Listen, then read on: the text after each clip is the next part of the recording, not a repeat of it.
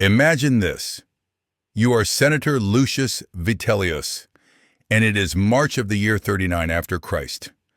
Your sandals echo against cold marble as you walk through the corridors of the Imperial Palace on Palatine Hill. The smell hits you first. Manure mixed with expensive Arabian incense, an impossible combination that makes your stomach turn. Through the gilded doorway ahead, you can hear it. The rhythmic stamping of hooves on mosaic floors, the jingle of golden bells, and worse, the nervous laughter of your fellow senators pretending this is normal. Your hands tremble as you adjust your toga. You have survived 3 emperors, commanded legions in Germania, and negotiated treaties that shaped the empire. But nothing has prepared you for what you are about to witness. Emperor Gaius Caesar, the one they whisper about as Caligula, has summoned the Senate to a formal dinner. The guest of honor is not a foreign dignitary or a triumphant general. It is a horse, not just any horse, but Incitatus, who will soon be proposed for the consulship of Rome itself. You enter the triclinium and your breath catches. The dining couches are arranged in traditional fashion, but at the head reclines an animal draped in purple silk, the color reserved for emperors. Golden bowls filled with gilded oats sit before it. Slaves, human slaves who once served patrician families, kneel beside the horse with napkins to catch his drool. The emperor lounges nearby, watching your face with those unsettling pale eyes that never seem to blink. He is smiling, but it is the smile of a child pulling wings off flies. What you do not yet understand is that this is not madness. This is a weapon, carefully designed to destroy everything you and your colleagues represent. And the horse is just the beginning. Think you know the story of Caligula's horse? The mad emperor who planned to make his favorite steed a consul of Rome? That tale has echoed through 2,000 years as the ultimate symbol of imperial insanity. Here is what they do not teach you. The horse was not a symptom of madness. It was a calculated instrument of terror, a deliberate machine for grinding senatorial dignity into dust. What actually happened in those 4 years of Caligula's reign makes the horse story seem almost quaint by comparison. The legend comes to us primarily from 2 sources.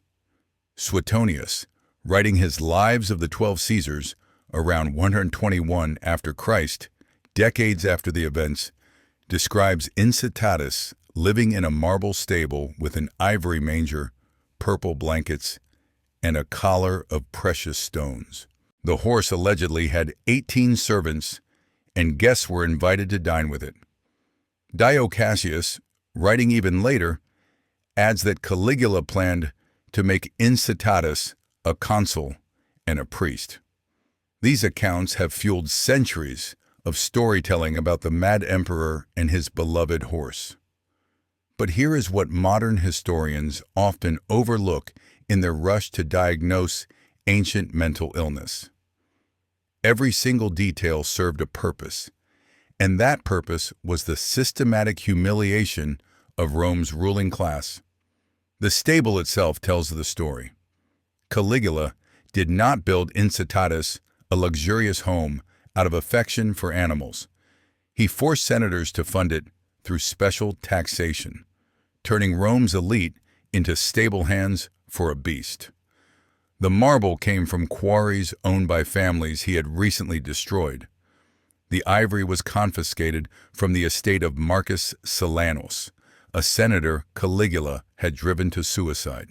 Every golden fitting, every purple cloth, every precious stone collar was paid for, with money stripped from the very men who would be forced to bow before the animal wearing them. The stable was not a gift to a pet.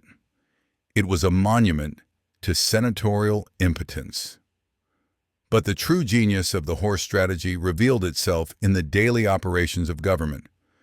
Caligula began holding formal state meetings where Incitatus was present, positioned on a couch like a human participant. Senators arriving to discuss provincial administration, military appropriations, or judicial appointments would find themselves presenting their cases to a room that included a horse. At first, they thought perhaps the emperor was simply eccentric, that they could ignore the animal and conduct business as usual. They learned otherwise quickly. Senator Aemilius Regulus made that mistake in the summer of 38 after Christ. During a debate about grain supplies from Egypt, he made the error of turning his back on Incitatus while addressing his colleagues. 2 Praetorian guards seized him immediately. Caligula's voice cut through the chamber like a blade. The senator had shown disrespect to a member of the imperial household. Regulus was dragged to the center of the Senate floor and beaten with rods until he could barely stand. His crime was not treason or corruption. His crime was treating a horse like a horse. The lesson spread through Rome's elite like plague. Within weeks, senators were bowing to Incitatus upon entering any room where the animal was present. They addressed it formally. They waited for it to be served food before touching their own plates. They laughed at the emperor's jokes about the horse's opinions on legislative matters. And they did all of this knowing that every moment of degradation was being watched, recorded, and would be remembered by their children and their children's children. The economic dimension of this humiliation was particularly cruel. Maintaining Incitatus in imperial style required enormous expenditure. The horse consumed gilded oats mixed with gold flakes, drank from jeweled goblets, and wore new purple blankets woven with thread of gold for each appearance. Caligula established a special tax on senatorial families specifically to fund these expenses. The richest men in Rome, who owned vast estates and commanded private armies, found themselves sending monthly payments to maintain a stable.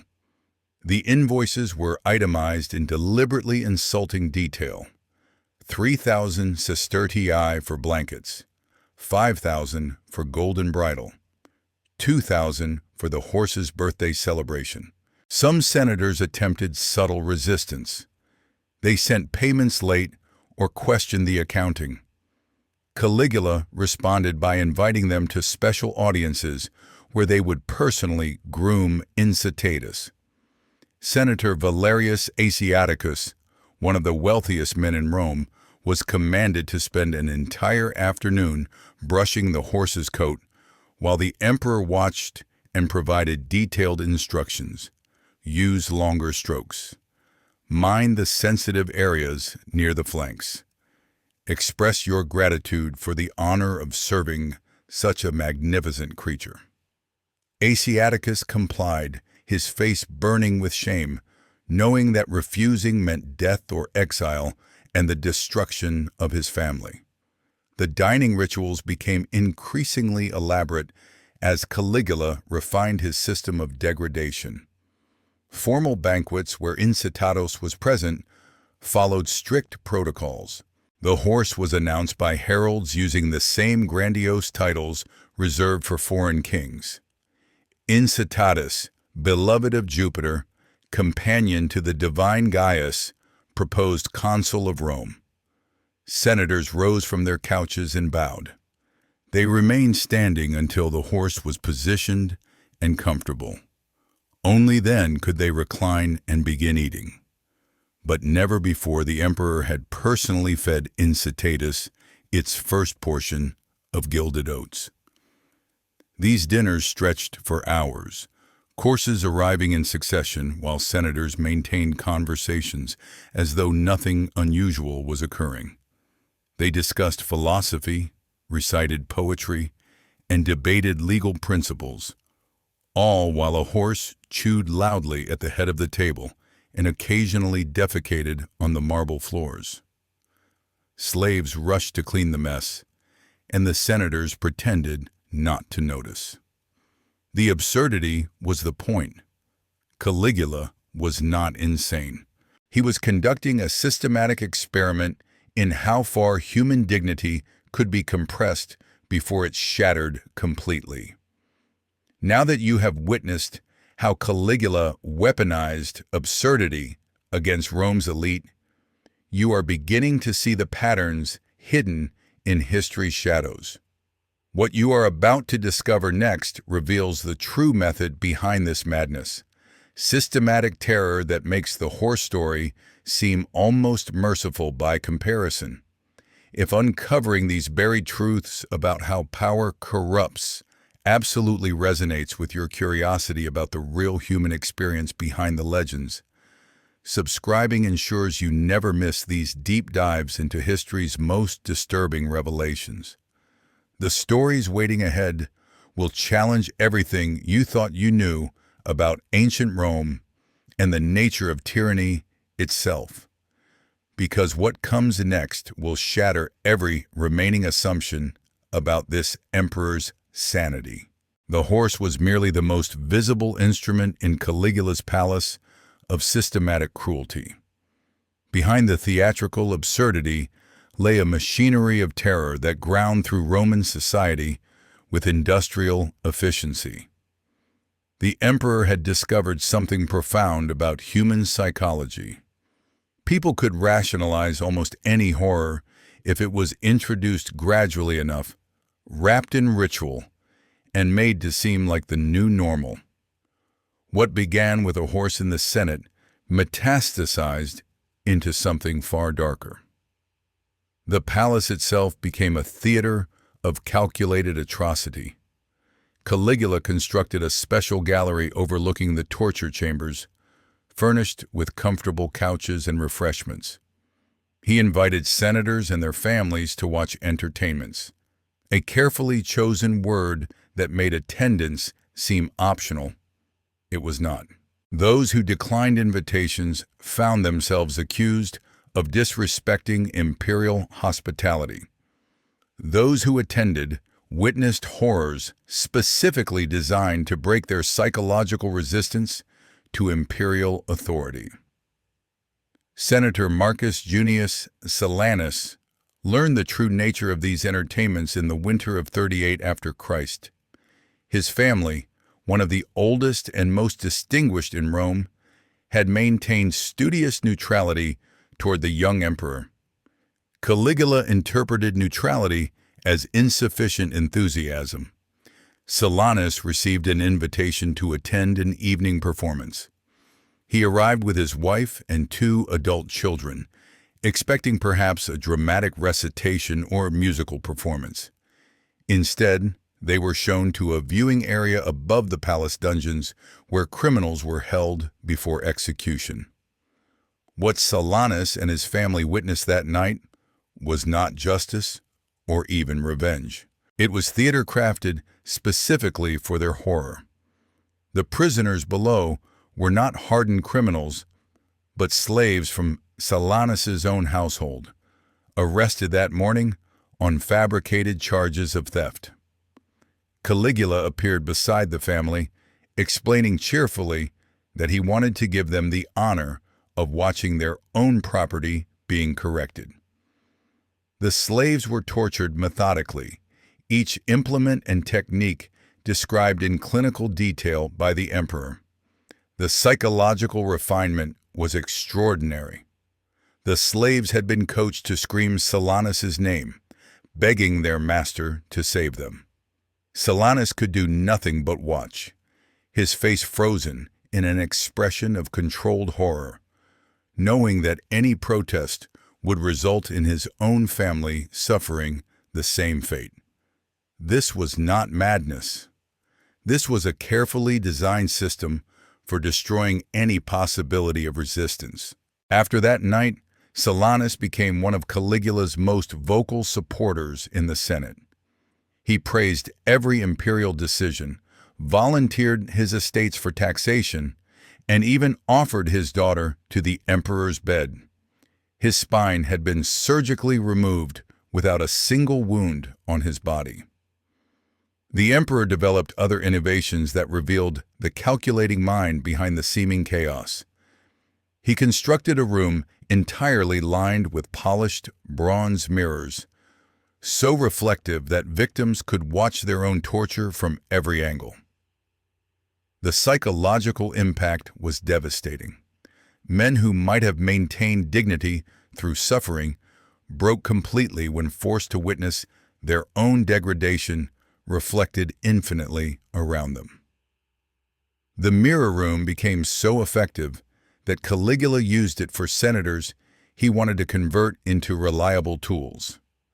A single session usually sufficed. The economics of terror formed another layer of the system. Caligula did not simply steal from the wealthy. He made them complicit in their own destruction through baroque financial mechanisms that resembled legitimate transactions. Senators would be summoned to the palace and informed that the emperor required a loan.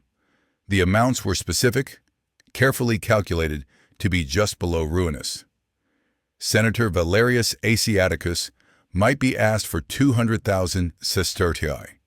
Senator Domitius Ahenobarbus for 300,000. The loan contracts were written in proper legal form, with interest rates and repayment schedules. The loans were never repaid. Instead, after several months, the senator would be summoned again and informed that the emperor, in his generosity, was forgiving the debt. But there was a condition. A small service was required. Attend a certain dinner. Vote a certain way. Provide testimony against a certain rival. The senator, already compromised by accepting the loan, found himself drawn deeper into complicity. By the time he realized he had become an instrument of the terror apparatus, it was too late. His fingerprints were on too many destructions. His testimony had sent too many innocents to death. He was trapped. The daily routine of imperial cruelty followed a schedule that turned atrocity into bureaucracy. Morning audiences began at dawn, when Caligula held court in the palace vestibule. Petitioners lined up, senators seeking favors, provincial governors reporting on their territories, merchants requesting trade licenses. The emperor would receive them sprawled on a golden couch, often with Incitatus beside him. He made decisions with cheerful randomness. One governor might be praised and promoted. The next, reporting identical information, might be stripped of his position and flogged on the spot. The arbitrariness was intentional. It prevented anyone from developing strategies for survival beyond absolute submission. Afternoon entertainments moved to various locations throughout the palace complex. The gardens hosted what Caligula called philosophical discussions, where senators were required to debate abstract questions while the emperor watched. The debates themselves were meaningless. What mattered was that Caligula would periodically interrupt with corrections, usually delivered with physical punishment. A senator arguing about stoic virtue might be struck across the face for using the wrong verb tense. Another discussing Epicurean pleasure might be kicked in the ribs for speaking too slowly. The lesson was clear. Your thoughts, your words, even your grammar existed only at imperial sufferance. The accounts from palace staff who survived into the reigns of later emperors provide disturbing details about the atmosphere of those years.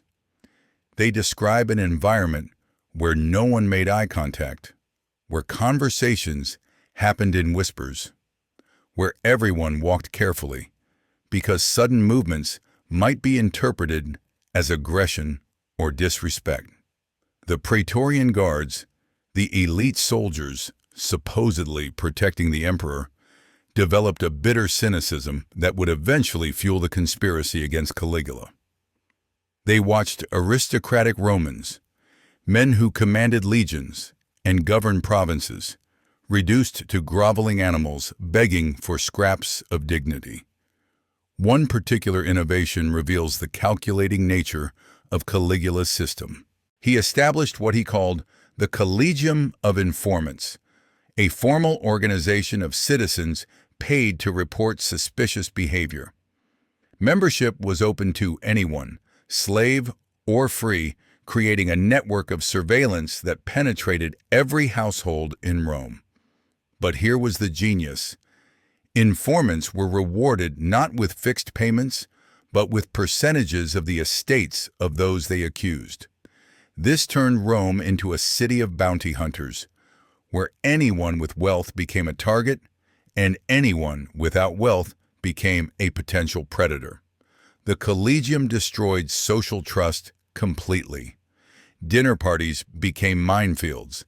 Expressing any opinion about the emperor, even positive ones that were insufficiently enthusiastic, could trigger a report. Fathers suspected sons, wives informed on husbands, slaves denounced masters. The system fed on itself, generating constant accusations that Caligula would judge in special tribunals. Most accusations were false, but that did not matter. The process itself was the punishment. Being accused meant investigation, which meant interrogation, which often meant torture to extract confession, which led to conviction and confiscation. The cultural breakdown that resulted from this system was total. Roman society, which had prided itself on dignity, virtue, and civic responsibility since the days of the Republic, collapsed into a survival-focused dystopia within months. Senators who had once competed to demonstrate moral superiority now competed to demonstrate the most abject submission. They invented new forms of self-abasement, writing poems praising Caligula's divinity, commissioning statues showing themselves prostrate before him, even renaming their children after the emperor. The prostitution of dignity became literal as well as metaphorical. Senators began offering their wives to Caligula without being asked, presenting their daughters as gifts, pimping their sons for imperial favor. The emperor accepted these offerings casually, sometimes using them, sometimes refusing them just to watch the desperate attempts to please him. Every acceptance and every refusal carried messages that the entire city tried to decode. Did the emperor prefer blondes, brunettes, young boys, married women? The speculation became its own form of torture, as families tried to calculate what human offerings might purchase survival. The economic collapse that accompanied this social disintegration was catastrophic. Caligula spent money with the deliberate purpose of emptying the treasury his predecessor, Tiberius, had carefully filled. In less than a year, he burned through 27 million sesterces, a sum that had taken decades to accumulate. He built a bridge of boats across the Bay of Naples just to ride his horse across it. He commissioned a floating palace that crossed the Mediterranean once and was then abandoned. He threw gold coins to crowds from palace windows, not out of generosity, but to watch wealthy citizens scrambling in the dirt alongside beggars. Military consequences followed economic collapse. The legions on the frontiers, unpaid for months, began to waver in their loyalty. Germanic tribes, sensing Roman weakness, increased their raids across the Rhine. In Britannia, plans for conquest were abandoned because no resources could be spared. Provincial governors, unable to collect taxes efficiently while the emperor randomly confiscated revenues, struggled to maintain order. The entire apparatus of Roman power, built over centuries of careful administration, began to crack under the weight of deliberate mismanagement. Yet the most disturbing aspect of this period was how thoroughly the Roman elite adapted to the madness. By the year 40 after Christ, the absurd had become normal. Senators bowing to a horse no longer seemed strange. Watching your slaves tortured for entertainment was just another social obligation. Informing on your friends became prudent self-preservation. The human capacity for normalization proved almost infinite. What could not be endured could be rationalized. What could not be rationalized could be ignored. What could not be ignored could be redefined as necessary. But human tolerance has limits, even when those limits seem impossibly distant. In the private conversations that happened in bedrooms and bathhouses, away from the informants and the guards, a different Rome was emerging. Men who had bent began to dream of standing. Women who had been used as currency began to remember they were human.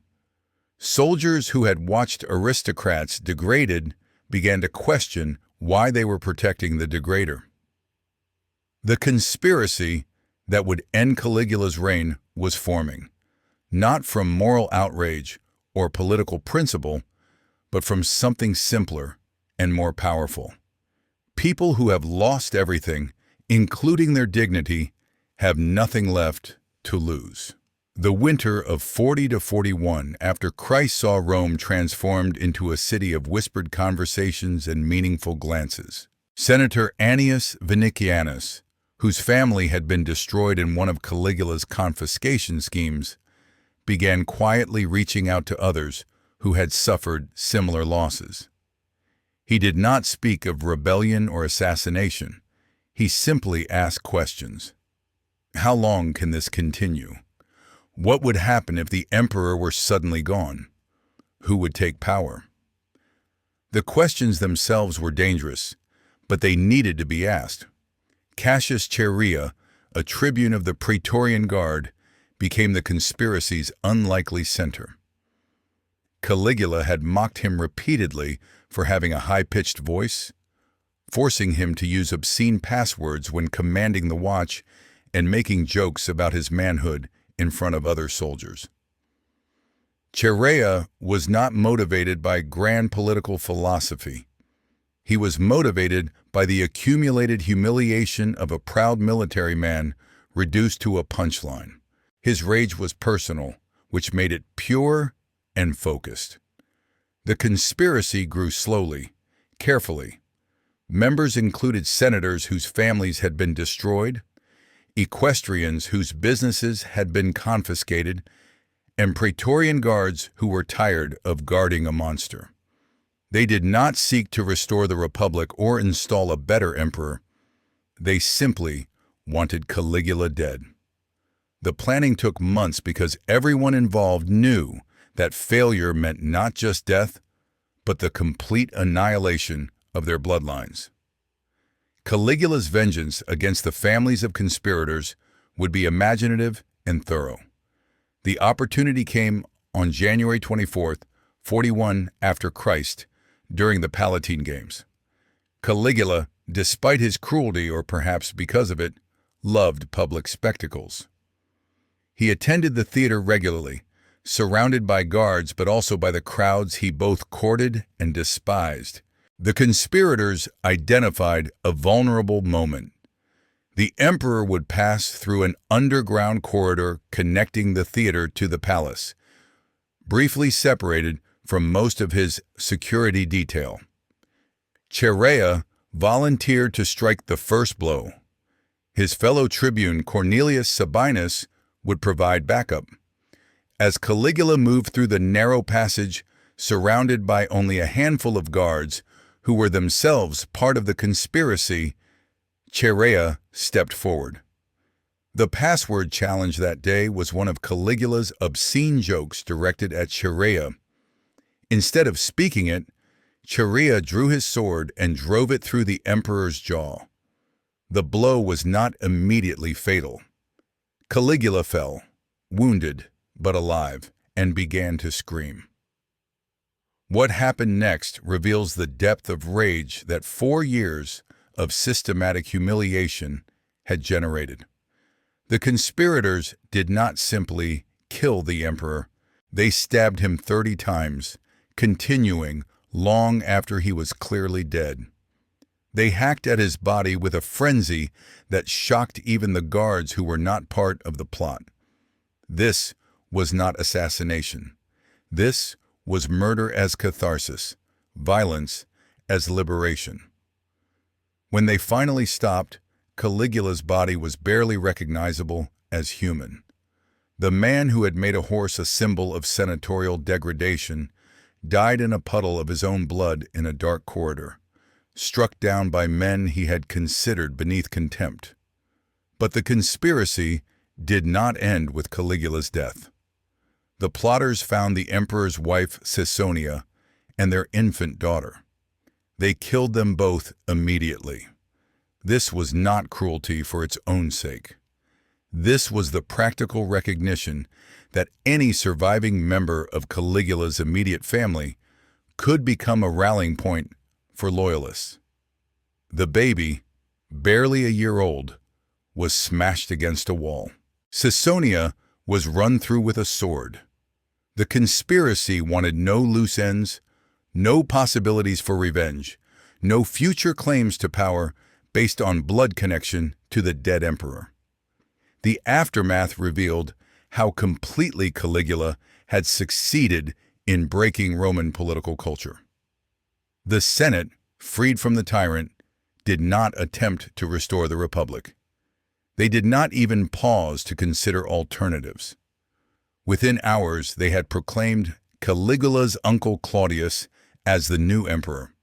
Claudius, who had survived his nephew's reign by playing the fool, stuttering and drooling in court so thoroughly that Caligula considered him harmless. The Senate chose another autocrat because they had forgotten how to imagine any other system. Caligula had trained them too well. The horse Incitatus survived the assassination and lived for several more years in imperial stables. No subsequent emperor attempted to make it a consul. The story became a legend, repeated and embellished over centuries until it transformed into the tale we know today. The mad emperor who loved his horse so much he wanted to make it a senator. This version of the story is safe, even amusing.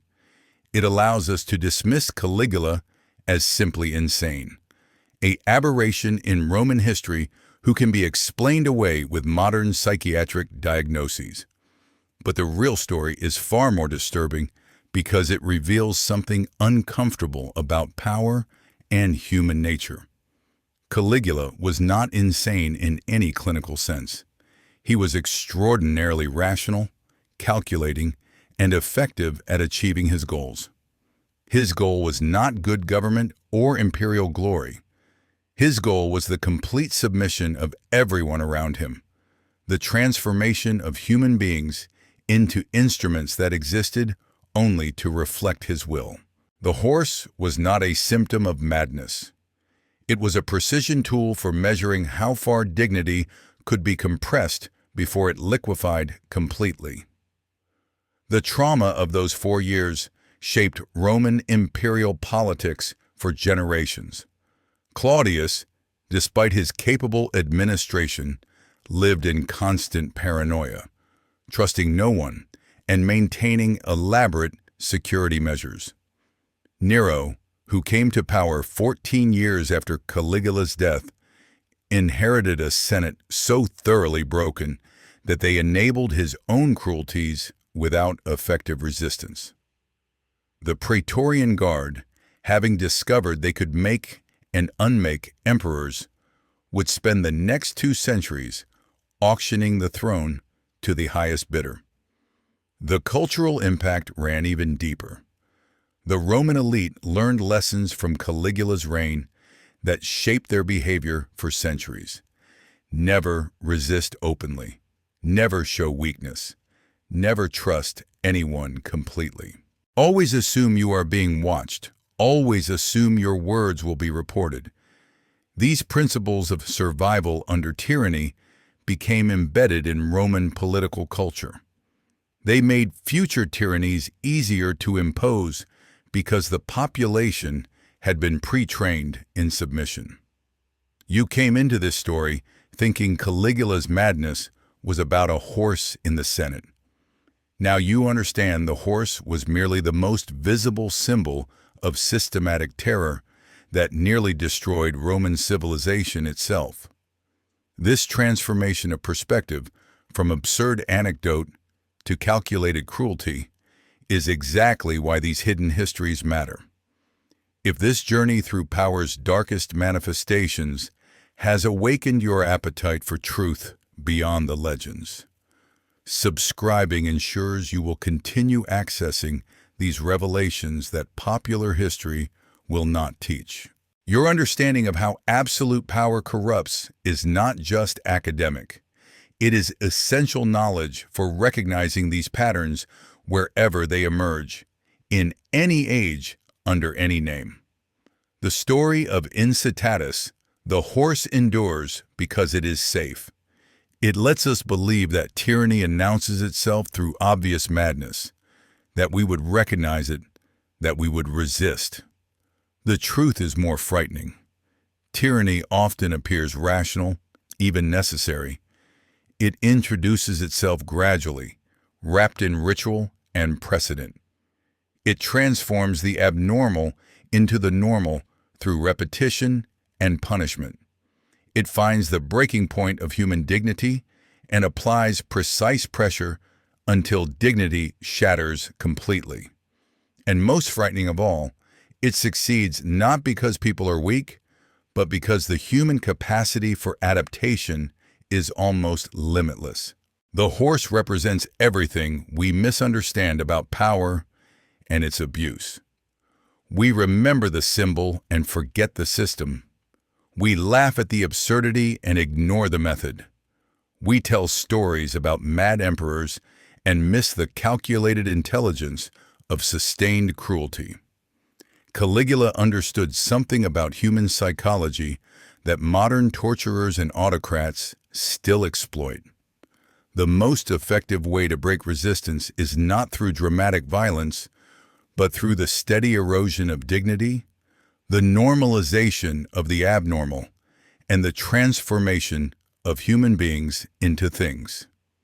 As you walk back through those palace corridors in your mind, past the marble and the gold and the smell of expensive incense mixed with horse manure, remember this. The horror was not that a horse was treated like a senator. The horror was that senators were treated like horses. And they accepted it because the alternative was death. And death seemed worse than degradation until finally it did not. That moment, when death becomes preferable to continued humiliation, is when tyrannies end. But the scars remain for generations, shaping how people think about power, authority, and the price of survival. The most twisted emperor who made his horse a senator was not twisted at all. He was precise, calculated, and terrifyingly effective. The horse was never the point. The horse was always just the mirror, reflecting back to Rome exactly what it had become.